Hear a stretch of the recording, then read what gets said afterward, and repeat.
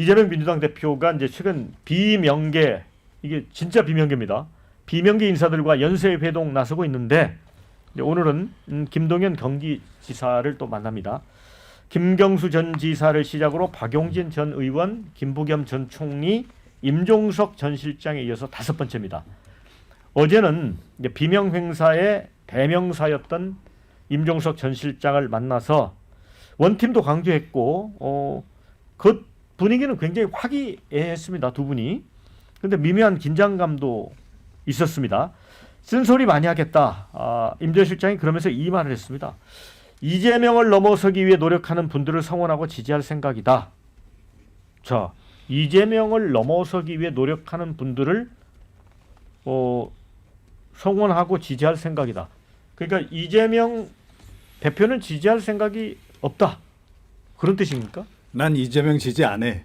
그거를 이렇게 부드럽게 표현한 겁니까? 부드럽게 정치적으로는 이런 정도 표현까지 나오면 사실은 굉장히 강력하게 메시지를 전달을 한 거죠. 이재명 대표가 인내심이 좋으시네요. 그러니까 이제 겉으로는 화기애애하고 뭐 이렇게 돌려서 얘기하고 하지만 이제 핵심을 우리가 이제 놓칠 수 없기 때문에 이 핵심을 이제 늘 이제 눈여겨볼 수밖에 없는데 일단 명백하게 어제 같은 경우에 이제 그런 얘기를 좀 한 것으로 일단 그렇게 보이고요. 뭐 임 전 실장은 본인도 뭐 한번 뛰어볼 생각이 있는 거 아니겠습니까? 그래서 말은 뭐 그 노력하는 분들 성원하고 뭐 지지하겠다 하지만 본인까지 포함해서 이제 아마 생각을 하고 있을 것이다 이렇게 좀 생각을 하고요. 요즘 이재명 대표를 보면 그 딱 5글자로 요약이 가능할 것 같아요. 바쁘다 바빠. 예. 그래서 완전히 지금 뭐 당내에서 지금 비명계 인사들 만나고 또 나머지 진보 정당들하고는 원탁회의 만들고 그 다음 행보가 과연 뭘까 궁금해지는데 그 다음 행보는 역시 뭐 이제 중도를 넘어서 보수까지로 이제 넘어오는 그런 단계가 될 것이고 이미 중도 보수 선언은 했는데 아마 DJP 연합 같은 거를 좀 도모하지 않을까 그렇게 생각합니다. 그래서 조기 대선 국면에서 혹시 뭐 국민의힘 내에서 균열이 좀 발생한다든지 뭐 이런 상황이 벌어지면 특히 대선 주자들 사이에서도 이해관계가 갈라질 수 있다면 그 틈을 치고 들어가서 뭐 유승민하고 연대도 가능할 것이고 저는 충분히 그런 것을 지금 고려 중이지 않을까 그렇게 생각합니다. 그러니까 가장 큰 의심은 이거겠죠. 두 가지인데 하나는 이재명 대표가 대선이 아니라도 이렇게 할까. 그러니까 원래 이렇게 손을 잡고 포용하는 그 스타일이었다면 다들 믿을 텐데. 근데 이걸 일종의 퍼포먼스로 인식한다? 그렇죠. 그다음에 두 번째는 밥맛은 어땠을까요? 뭐 모래맛이었을까요? 그러니까 두 번째는 뭐냐면 대통령이 되어도 이것을 유지할까. 그러니까 대통령이 딱 되고 나면 이제 뭐 절대 권력이니까 예. 그때부터는 언제 이 사람들 내가 굳이 만날 이유가 뭐가 있냐. 그러니까 이 사람들 뭐 나름 중요한 역할을 주겠지라고 생각하는 거 아니겠습니까? 지금 상황들을 본다면 일반적으로 볼 때. 그런데 정작 싹 대통령이 되고 나면 지금과 같은 모습들은 완전히 사라져 버리는 거 아닌가. 그래서 지금 이른바 비명계 이 이재명 대표에게 선수를 하는 사람들은 계속 하는 게 일관되어 있습니다. 세 가지가. 하나는 뭐냐면 다양성. 다양한 목소리가 나와야 된다. 초일각 체제 안 된다. 두 번째는 뭐냐면 안정성. 아니 그렇게 자꾸 재판에 불려다니고 어떻게 당대표가 됐든 대선 후보가 됐든 대통령이 되었어도 이 헌법 84조 내내 노래가 나올 텐데 이거 어떻게 하냐. 그다음에 세 번째는 이런 부분 같아요. 저는 김동연 지사 중요하다. 이따가 또 말씀드리겠습니다만 이 김종현 지사나 이런 사람들은 현실적인 본인으로서는 이번이 도전 기회라고 보는 거거든요.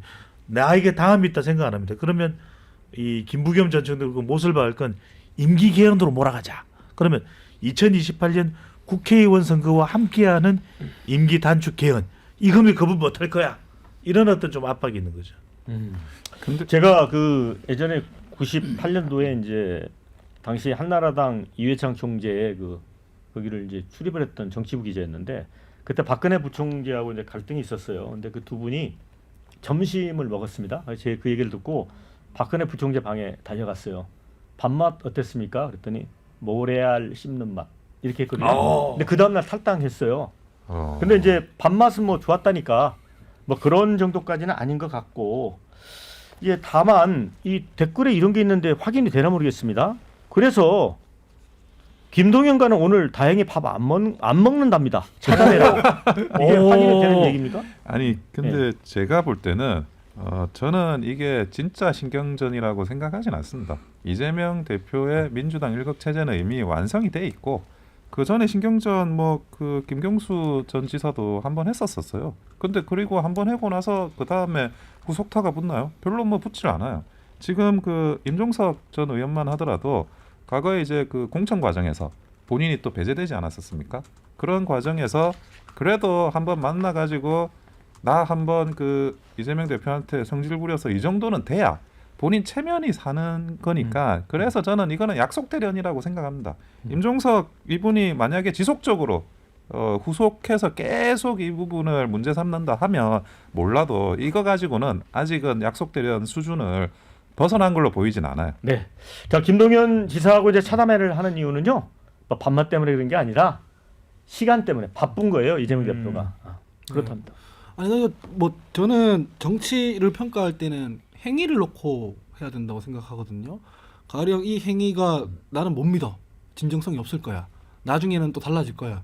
이건 가정적이잖아요. 추론이잖아요. 이 행위가 어떻게 보이냐 이거를 가지고 우리가 얘기를 해야 되는데 저는 임종석 실장이나 이재명 대표나 좋아 보여요. 만약 이거 없잖아요. 이런 게 아예 없으면 이제 패널들이 나와서 그러는 거죠. 아 역시 이재명 일극 체제 누가 찍소리도 못하는구나 이렇게 가는 거고 임종석 실장처럼 얘기하면은 이게 만약에 거세지잖아요. 예. 아 드디어 뭐 민주당 분열 일어나나 뭐 이렇게 되고 그러는 거거든요. 어떤 식으로 가든 비판은 다 받는 것이고 그 중에서 손실 최소화를 해야 되는 것인데 임종석 실장 같이 이렇게 얘기하는 분들이 계시기 때문에 아 일극 체제 아닌가 보네. 그래도 경선이라도 하는가 보네. 이렇게 건강하게 되는 거지 않습니까? 그래서 저는 이거 다 윈윈이라고 생각합니다.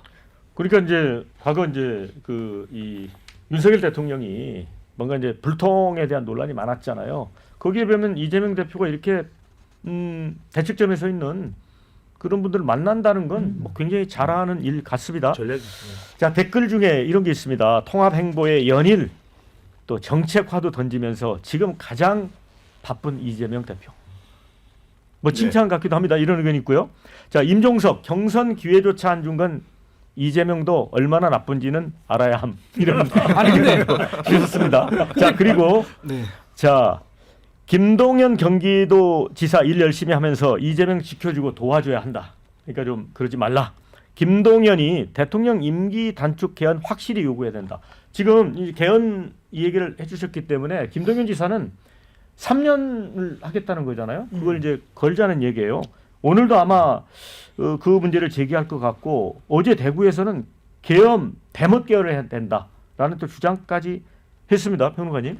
예. 요거는 어떻게 전선이 형성될까요? 근데 지금 비명계들이 다 지금 개헌하자고 지금 이야기를 예. 하잖아요. 예. 그러니까 이재명 대표는 계속 피하는 거고 이재명 대표는 대통령 되면 뭐 간단하게 얘기해서 5년 임기 다 채우고 싶은 거고. 예. 다른 사람들이 지금 뭐 개헌 임기 단축 개헌 얘기를 하는 거는 본인들이 대통령이 되면 그렇게 하겠다 이거보다는 이재명 대표를 향해서 이렇게 얘기를 하는 거죠. 형님 우리에게도 기회를 주십시오. 네, 그런 의미가 굉장히 강하다. 그러니까 이제 뭐 이재명 대표 한번 하고 그 다음에 우리한테도 좀 기회를 달라 이런 의미가 굉장히 강한 건데 이재명 대표가 과연 그럴 의향이 있을지 그러고 뭐 지금 비명계 인사들 계속 만나는데요. 뭐 우리 그동안 많이 봐왔지 않습니까? 이 대선에 임박하면 평소에 안 만나는 사람들도 다 만나고 이제 그러는 거 이제 그런 차원에서 이제 이해를 하면 되지 않을까 이렇게 생각합니다. 홍준표 대구시장도 저와 인터뷰에서 그런 얘기를 했어요. 제가 이제 김동연 지사 이 임기 3년 다음 차기 대통령 그 개헌 얘기하니까 그 참 되지도 않을 사람들이 이런 식의 이제 표현을 쓰거든요. 그러니까 홍준표 지사도 5년 가야 된다는 생각이더라고요. 아니 근데 뭐 다 좋아요. 다 좋은데 김동연 지사랑 이재명 대표랑 둘이 얘기하면은 국가의 체제를 바꿔도 되는 겁니까? 개헌을 하자는 얘기들은 많이 있어요. 하지만 어떤 개헌을 하자는 거에 대해서는 아직 합의가 모아지지 않았어요. 제가 이 방송에서도 몇 번 말했는데 당장 이 4명 중에서도 앵커님까지 포함해서 5명 중에서도 개헌을 해야지라는 데에서는 공감대를 모으지만 어떤 개헌을 해야 되는지에 대해서는 5명도 합의가 안 돼요. 그 조금 더 확장해 보면 누구는 내각제 하자고 할 테고 누구는 뭐 중임제 하자고 할 테고 누구는 국회 상하원으로 바꾸자고 할 테고 또 누구는 임기 단축해서 3년 뭐 하자고 할 테고 이게 국민적 합의가 되냔 말이에요. 지금 이 짧은 시간에 그 국민적 합의를 모으기 위한 어떤 뭐 활동이라든지 이런 걸 하냔 말이에요. 안 해요. 여의도 안에서만 자기들끼리 정치적 셈법으로 지금 다투고 있는 거거든요. 그러니까 사실 속내는 안 될 거 알면서도 그냥 던지고 있는 거다라고 생각을 하고 지금 이럴 때가 아니라 본인이 생각하고 있는 국가 비전이라든가 이거 헌정 질서 회복이라든가 이런 걸 좀 얘기를 해야 되는 거지.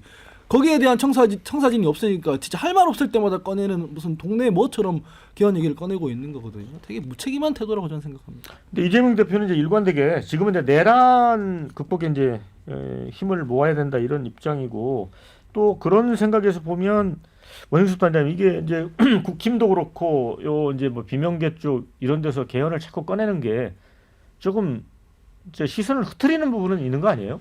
근데 개헌이라는 게 저는 시대 정신이 개헌은 맞다고 생각합니다. 87년 체제 6공화국이 지금 헌법이 계속 와갔는데 지금 하자가 너무 많아가지고 이제는 바뀌긴 해야 돼요. 하지만 적어도 임기 단축을 하자.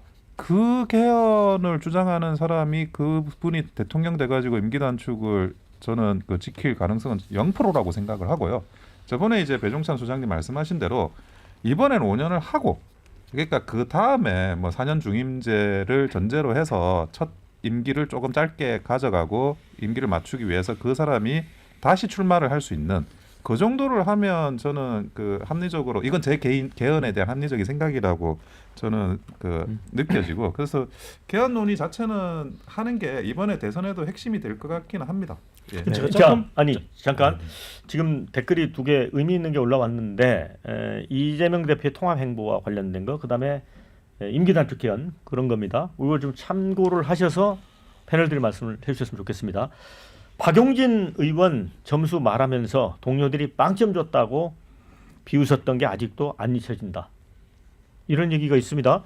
그다음에 헌법 개정을 원한다고? 그냥 있는 헌법만 잘 지키면 잘 돌아간다. 윤 대통령도 약간 겨누 측면에 있는 것 같아요. 네, 보세요. 그렇죠. 그런데 그 이재명 대표 관련해서는 뭐 조금 전에도 우리 이제 배 소장도 이야기를 좀 했다시피 지금 우양호 행보도 그렇고 지금 이제 이게 비명계 끌어안는 행보도 그렇고 가장 핵심은 역시 진정성인 거예요. 그러니까 이분이 이게 지금 대선 가까워지니까 지금 선거 이기기 위해서 막 이렇게 하는 거지 이게 정말로 진심으로 하는 걸까? 그거를 진심일 수도 있잖아요. 그럴 수도 있는데 지금 워낙 근데 그러기에는 이재명 대표가 해놓은 일과 벌여놓은 사건들이 너무 많아요. 그래서 그런 부분들을 인정받기가 좀 쉽지 않은 것. 그게 이제 이재명 대표가 넘어야 될 최대 그 난관 중에 이제 난관이 아닐까 저는 그렇게 생각합니다. 예, 평론가님이 말씀하시는 그거는 이제 이재명 대표가 해놓은 일은 이재명 대표 부채죠. 그걸 그대로 두면은 그 부채가 전혀 이렇게 갚아지지가 않아요. 그러니까 지금 당장은 진정성이 의심된다라고 하지만 큰 걸 계속해야 부채를 갚아나갈 수 있으니까 저는 행동을 하는 거다. 그 중요한 건 저는 무슨 말씀이냐면 그냥 이렇다 저렇다 싫다 좋다 이 이야기가 아니라 문제를 해결할 생각이 있느냐가 중요한 것 같아요. 그러니까 이재명 대표가 문제를 해결할 생각이 있는가? 그러니까 이게 중요한 거예요. 왜냐하면 그러면 그 지금 개헌 지금 생명이 다한 87년 직선제 개헌 그대로 둘 겁니까? 그래서 저는 이거죠. 윤석열 대통령 탄핵 심판이 내려지기 전까지는 아무것도 못할 거예요. 그게 지금 국난 극복 지금 이재명 대표가 이야기하는 거잖아요. 그러면 탄핵 선고 날부터 대선은 2개월이니까 30일 동안 집중 논의하자고요. 87년 때는 시간이 많았습니까?